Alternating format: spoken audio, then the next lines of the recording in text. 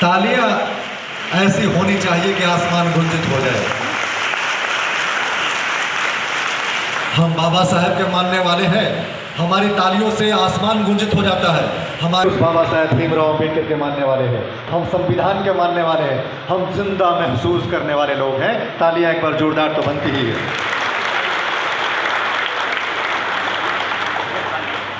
हमारे बीच में सुनील कुमार सुमन सर है।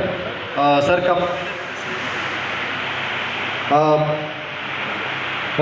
तैलचित्र देकर के सर का मान बढ़ाएं।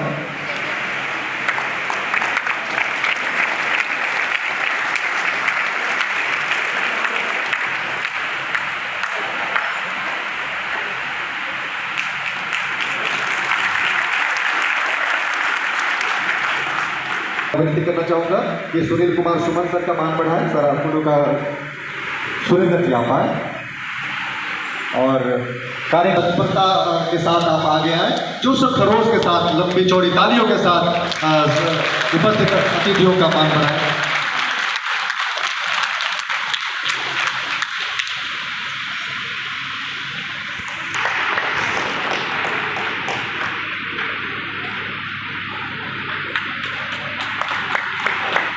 मैं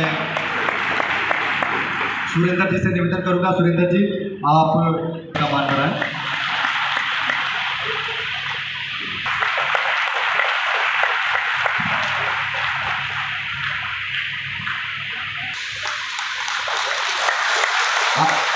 बहुत बहुत धन्यवाद। जब समझदारी होगी, जब आपका सहयोग होगा तो हम बहुत ताकतवर बनेंगे। सम्मान, हमारी लड़ाई, सब कुछ आपके दम पर टिका हुआ है। आपकी उपस्थिति से ही हमारी ऊर्जा है, आपकी उपस्थिति से ही हमारी लड़ाई की जीत है, हमारा विजय है, हमारा जय जयकार है। बाबा साहब के होने का कोई मतलब तब है जब आप हैं, जब आपका मान है, सम्मान है, आपकी सुरक्षा है और आपकी ताकत है। हमारी बहनों को इसी प्रकार से सहयोग की जरूरत है। उनको अपने साथ कंधे से कंधा मिला करके उनको शामिल करने की आवश्यकता है। मैं आगे की कड़ी में भाई धर्मेंद्र जी से निवेदन करूंगा, आपको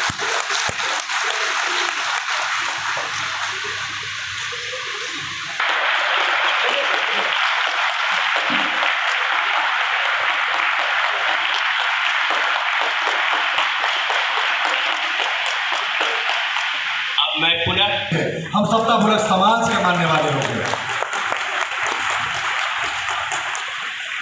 तो इस लड़ाई में और तमाम महानुभावों की ओर से डॉक्टर जन्मेजय साहब को मैं विशेष शुभकामना देता हूं, विशेष धन्यवाद और आभार व्यक्त करता हूं। न रब ने दिया है, न रहबर ने दिया है, जो भी दिया है बाबा साहब आम्बेडकर ने दिया है। जय भीम, नमो बुद्धाय। इस मंच पर उपस्थित हमारे गार्जियन ज्वाइंट कमिश्नर श्रद्धेय सुनील बाबू, इस जिले में रोग मुक्त, शोक मुक्त और सबों के दुख दर्द को दूर करने वाले डॉक्टर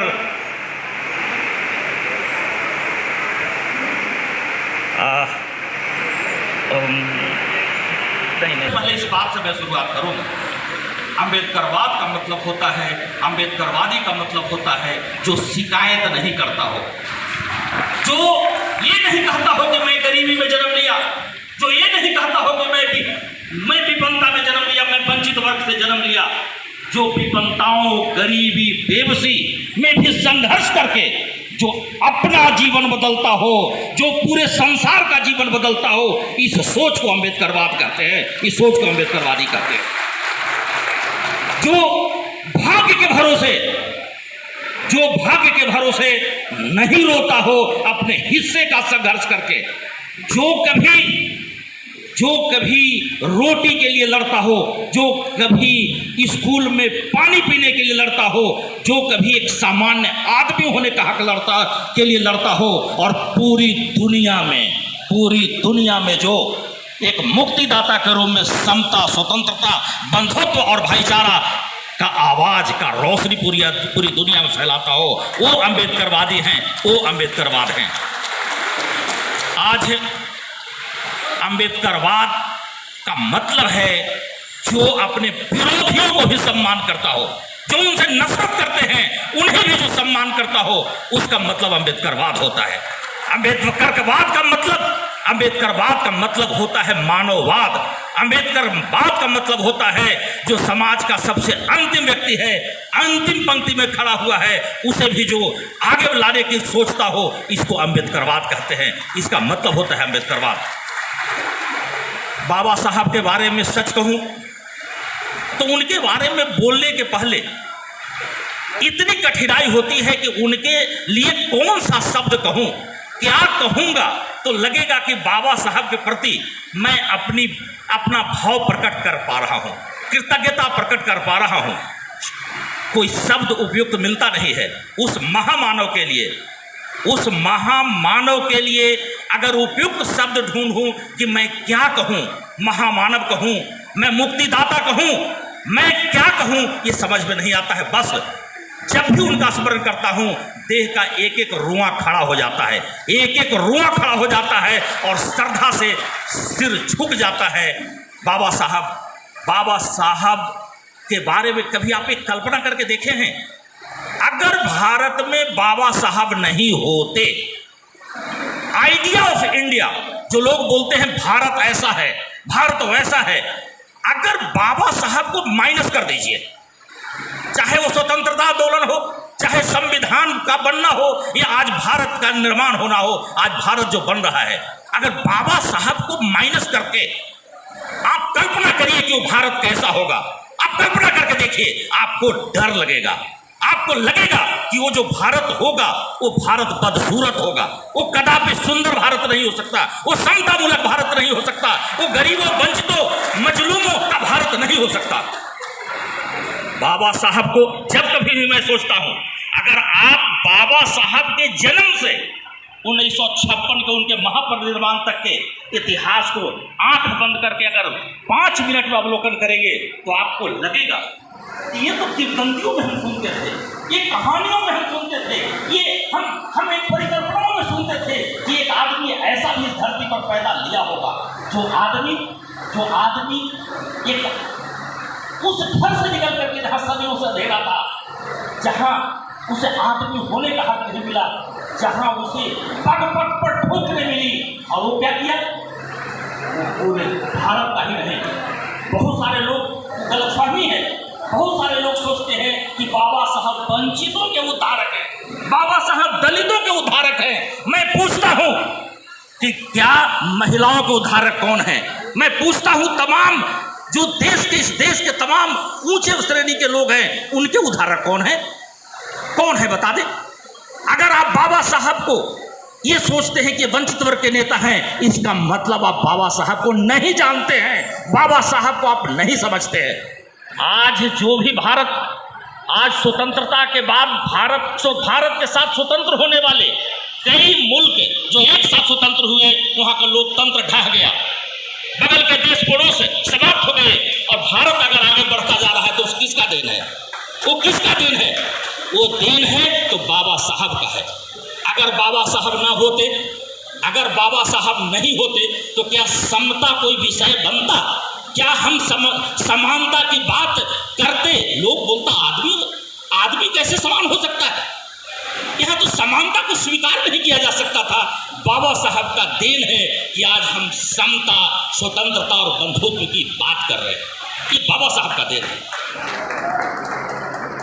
एक बात और कहना चाहूँगा कि बाबा साहब आज हमारे गरीब गुरबा आमतौर पर गरीबी का रोना, आमतौर पर भाग्य का रोना, आमतौर पर ये सोचेंगे कि हम कैसे आगे बढ़ें, हम तो गरीब हैं, हमारा किस्मत ठीक नहीं है। क्या बाबा साहब ने यही कहा? क्या बाबा साहब का यही संदेश है? क्या अम्बेडकरवाद का मतलब यही संदेश है? अम्बेडकरवाद का मतलब होता है संघर्ष करो, शिक्षित हो, एकजुट हो और संघर्ष करो। उन्होंने यही कहा। बाबा साहब की बात जब तक बाबा साहब को नहीं जानोगे, बाबा साहब को नहीं समझोगे, कभी भी एक समृद्ध भारत, एक मजबूत भारत और एक शांतिपूर्ण विश्व की परिकल्पना नहीं कर सकते हो।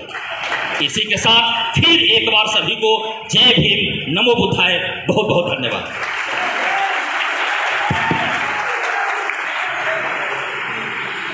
आज सर की ऊर्जा से आप वाकिफ हो गए हो। ये ऊर्जा सीधे तौर पे बाबा साहब डॉक्टर भीमराव अंबेडकर से आती है। जो लोग बाबा साहब के अनुयायी होंगे, जो समता समानता बंधुत्व में विश्वास करते होंगे, जो संविधान में यकीन करते होंगे, उनके अंदर ऐसे ही ऊर्जा होगी, उनकी दृष्टि ऐसे ही होगी। चीज़ों को चीज़ों की तरह देखना, मिट्टी को मिट्टी की तरह देखना, सूरज को सूरज की तरह देखना और इंसान को इंसान की तरह देखना, यही अम्बेडकरवाद है और कुछ भी नहीं है। डॉक्टर अभय कुमार को आवाज़ देना चाहता हूँ कि इस कार्यक्रम की अध्यक्षता के तौर पर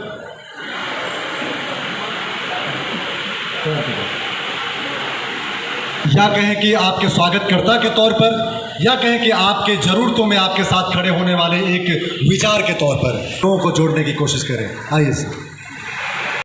मैं तो बहुत बैड लक हूँ कि मुझे बोलने का मौका डॉक्टर जनमंजय और नरेश बाबू के बाद मिला। मुझे तो समझ में नहीं आ रहा है कि मैं बोलूँ तो बोलूँ क्या। दोनों इतने प्रख्यात वक्ता हैं, खासकर औरंगाबाद के नहीं, पूरे बिहार के।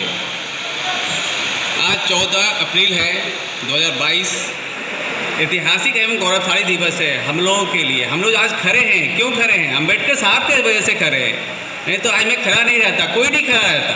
पता नहीं कहाँ रहते हम लोग, क्या करते रहते, मुझे नहीं पता क्या करते। आज उनकी 131वीं जन्मतिथि है। इस मंगल अवसर पर भारत की धरती पर जन्मे सभी संतों, गुरुओं एवं महापुरुषों को नमन करता हूँ। आज इस आयोजन में डीएम साहब को आना था, लेकिन पता नहीं हम लोग बैड लक रहे, बेचारे वो नहीं आए थे। लेकिन हम लोग का टाइम थोड़ा सा अरेंजमेंट ठीक से नहीं हो पाया, इसलिए वो आए थे लेकिन चले गए। मैं नरेश बाबू को धन्यवाद देता हूँ, मैं सुनील बाबू को धन्यवाद देता। कल्पित होना है कि हम प्रबुद्ध भारत निर्माण में अपना योगदान करेंगे और जहाँ समानता, बंधुता और सभी को न्याय आम जीवन में शामिल होगा। अम्बेडकर की महानता से सभी परिचित हैं। राष्ट्र निर्माण में उनका योगदान अनुकरणीय है। आज के युवा पीढ़ी विशेषकर शिक्षा, संगठन एवं मेहनत से को अपना हथियार बना करके अपने देश की तरक्की में भरपूर योगदान कर सकते हैं। मैं अपने युवा पीढ़ी से को अपील करना चाहता हूं कि वो सही रास्ते पे चले। तो आजकल बहुत बच्चे, नए बच्चे जो है भटक गए हैं, उन्हें पता नहीं क्या करना है, क्या नहीं करना है। अरे हमारे अम्बेडकर साहब ने कहा था कि शिक्षा वो शेरनी का दूध है, जो पिएगा वो दहाड़ेगा। मैं अभी भी कहता हूँ, शिक्षा पकड़िएगा तो आप आगे बढ़िएगा, नहीं तो फिर आगे नहीं बढ़ पाइएगा। अम्बेडकर साहब का तो यही कहना ही था, शिक्षा कीजिए, शिक्षित होइए, संगठित होइए। एक बार को लेकर के मंच पर आसन कराएं। वो चले जो दौड़ सकते हैं तो दौड़े, और जो उड़ सकते हैं तो अपने पंखों को फैला करके अम्बेडकर के नाम पर उड़ने की कोशिश करें। जो जैसे अपने शौर्य का प्रदर्शन करना चाहते हैं, अम्बेडकर को जैसे समझना चाहते हैं, आप अपने तरीके से अम्बेडकर को समझ सकते हैं। बस बात इतनी होनी चाहिए कि दिलों में संविधान जिंदा रहना चाहिए, मान सम्मान सुरक्षित रहना चाहिए, समता, बंधुता और न्याय अपने सर पर हावी रहना चाहिए। बाकी आप जैसे चाहे अम्बेडकर को परिभाषित कर सकते हैं, अम्बेडकर को जीने की कोशिश कर सकते हैं। प्रमोद जी और सुरेश जी हैं हमारे बीच में। 1000 कैलेंडर इन्होंने अपनी तरफ से बाबा साहेब के 131वीं जन्म जयंती पर समर्पित किया है। एक जोरदार ताली बननी चाहिए इस पूरे सभागार के लिए। यदि ये कोई सुखद बात है तो इस प्रकार का समर्पण है। और 1000 ये जो कैलेंडर है सभी के घरों के दीवारों पर टंगने चाहिए और ये स्मरण दिलाना चाहिए कि हम जिंदा है तो अम्बेडकर के चलते, हमारे अधिकारों की सुरक्षा है तो अम्बेडकर के चलते, आज हमारा मान सम्मान और स्वाभिमान है तो अम्बेडकर के चलते। नित नित ये बातें हमारे दिलों में तूफान बनकर उठना चाहिए। तो मैं कोशिश करूंगा कि सभी के घरों के दीवारों पर एक कैलेंडर टंगनी चाहिए और विचार बनकर के सभी के दिलों में उमड़ना चाहिए। तो ये कैलेंडर सबके घरों तक पहुंचनी चाहिए। बहुत बहुत धन्यवाद रमेश जी और प्रमोद जी, एक जोरदार ताली के साथ।